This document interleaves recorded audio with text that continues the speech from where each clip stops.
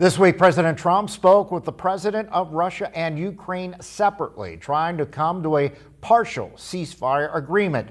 The State Department says this is a major first step in ending the war. Our Washington, D.C. correspondent Rachel Knapp spoke with the State Department spokesperson on the latest developments in Ukraine. Rachel, what can you share with us tonight?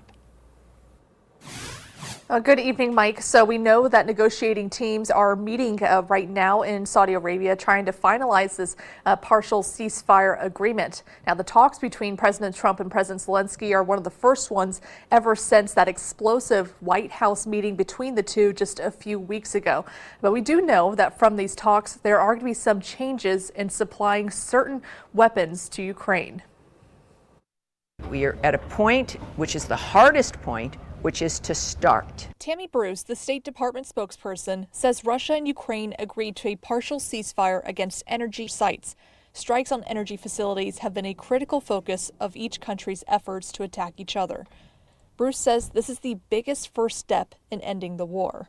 It is the idea that has to be implemented, that both sides have accepted. Now, the nature of how we get the full ceasefire is up to those brilliant people who do those negotiations. We asked what kind of reassurances did the president get from Putin he won't break the agreement, and what kind of consequences could Russia face if they break the deal. Entities know that there are repercussions if you don't do what you say you're going to do, or if you betray people that you've negotiated with. The way to really make it happen is for someone like Putin to realize that America will act if he betrays an agreement. We'll see once that agreement is signed what happens. But there's a lot, clearly a great deal at stake, and it's gone on for too long. And there will be changes in supplying certain air defense systems to Ukraine. Under the previous administration, President Biden helped supply Ukraine with Patriot missile systems.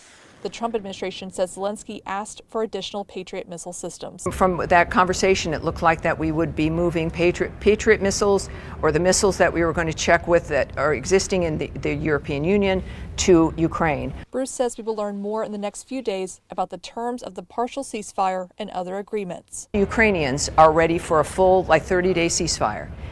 And we now, for anybody who was confused about that, we now wait and watch and see what Putin is serious about. Mike, President Trump also suggested that the U.S. should take ownership of some of Ukraine's power plants, but Zelenskyy is pushing back on that suggestion, saying those power plants belong to the people of Ukraine. So, Mike, it's unclear right now if that is on the negotiating table between those envoys in Saudi Arabia. Mike, back to you.